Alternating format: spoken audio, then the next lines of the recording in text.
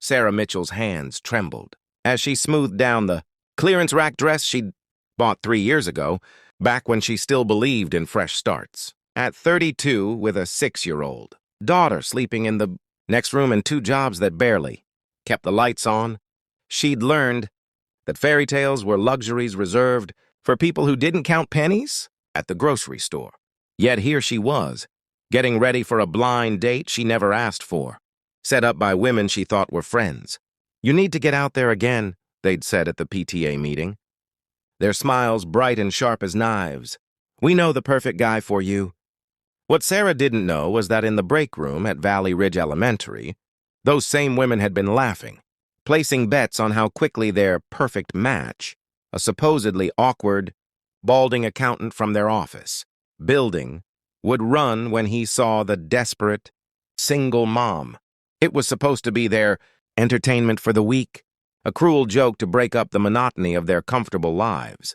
The restaurant they'd chosen, Marcello's, should have been her first warning. The marble floors and crystal chandeliers belonged to a world where Sarah's entire monthly budget wouldn't cover an appetizer. She stood outside for 10 minutes, watching couples in designer clothes glide through the golden doors, before finally forcing her feet forward. She'd promised herself she'd try. For Emma, to show her daughter that hope wasn't completely dead. The hostess looked her up and down with barely concealed disdain. "Name?" "Sarah Mitchell." "I'm meeting someone." "Ah, yes, right this way." Sarah followed her through the restaurant, acutely aware of every eye that tracked her discount dress. Her shoes resoled twice, her purse with the broken zipper she'd hidden with a safety pin. The hostess led her to a table near the kitchen. Of course, not the romantic booths by the windows, and gestured vaguely before disappearing. She sat alone for 15 minutes, watching servers glide past with plates of food she couldn't pronounce. Her phone buzzed. A text from an unknown number. "Running late. Order whatever you want." Sarah ordered water. 20 minutes became 30. The pity in the waiter's eyes grew more pronounced with each pass. Sarah checked her phone obsessively, crafted and deleted 17 different excuses to leave. She was reaching for her purse when she heard the commotion. "I don't care what the reservation says. I'm Daniel Ashford, and I need to know if a woman is waiting alone at a table." Sarah's stomach dropped. Daniel Ashford. She knew that name. Everyone in the city knew that name. Ashford Industries. Billionaires. The kind of people who appeared in business. Magazines. Not in her life. A man appeared at her table, and Sarah's breath caught. He was younger than she expected, maybe 35, with dark hair slightly disheveled and an expensive suit worn with the casual confidence of someone who never had to think about money. But it was his eyes that struck her. Kind eyes. Worried eyes. Completely unlike the predatory gazes of men who'd propositioned her at her night. "Job at the diner. Sarah?" he asked softly. She nodded, confused, already rising. "Look, I think there's been a mistake." "Please don't go."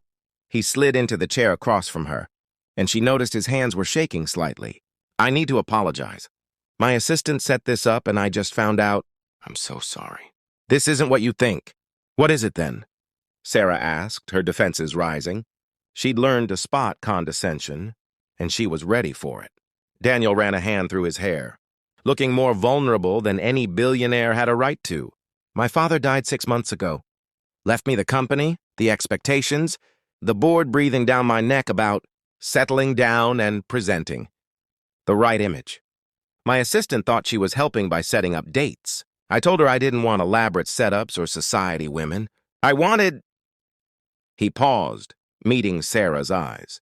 "Someone real." "So she found the charity case?" The words came out harder than Sarah intended, but she was tired of being anyone's project, their good deed. "No," Daniel's voice was firm.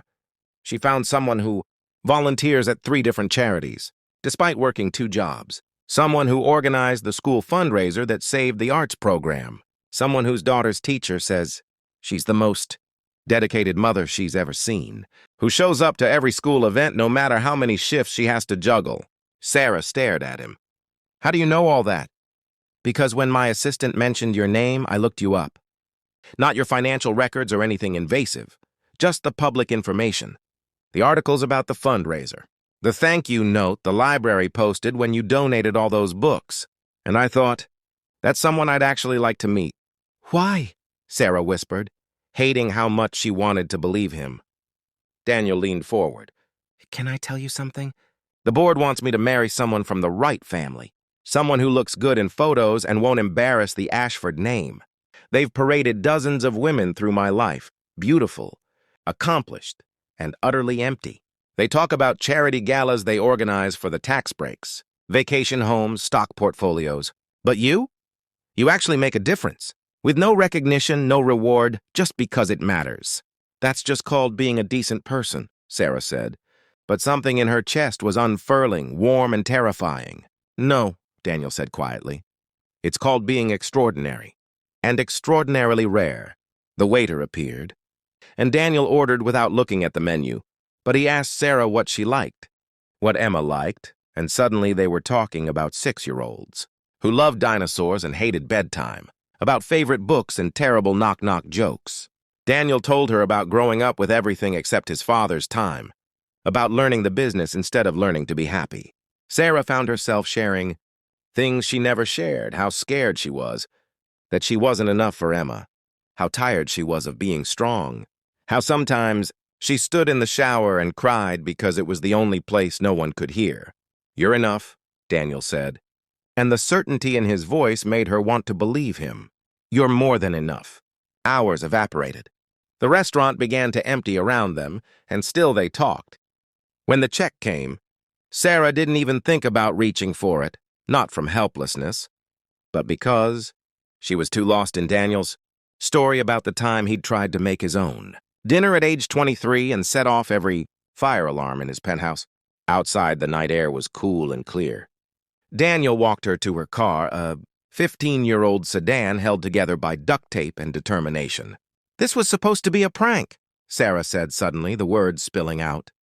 She told him about the PTA women, the setup, the cruelty disguised as friendship.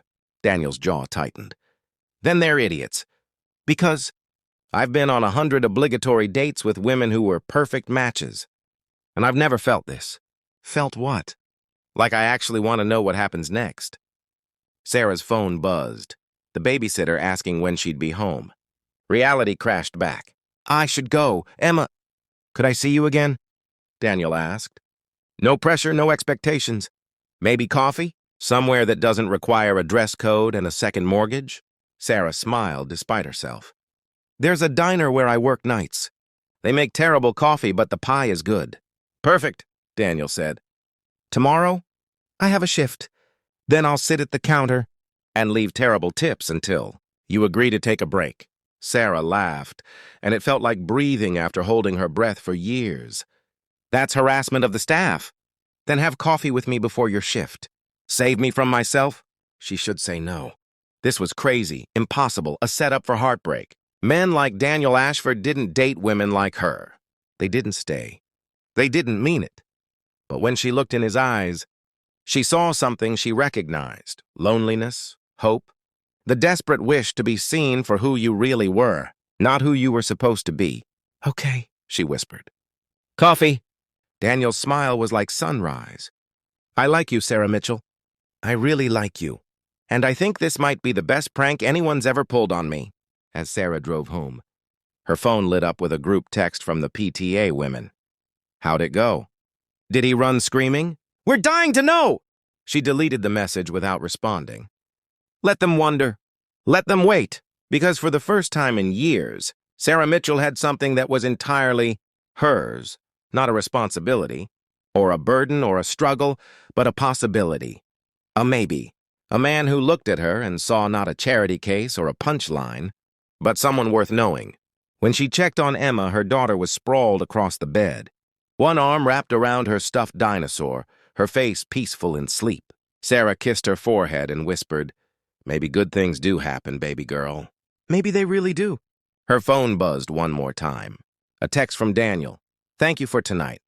For being real. For being you. I can't wait for terrible diner coffee. Sarah fell asleep smiling, and for once her dreams weren't about survival. They were about possibility, about kindness, about the unexpected grace of being seen. The women at the PTA had meant to humiliate her, but instead, they'd accidentally given her something precious, a chance.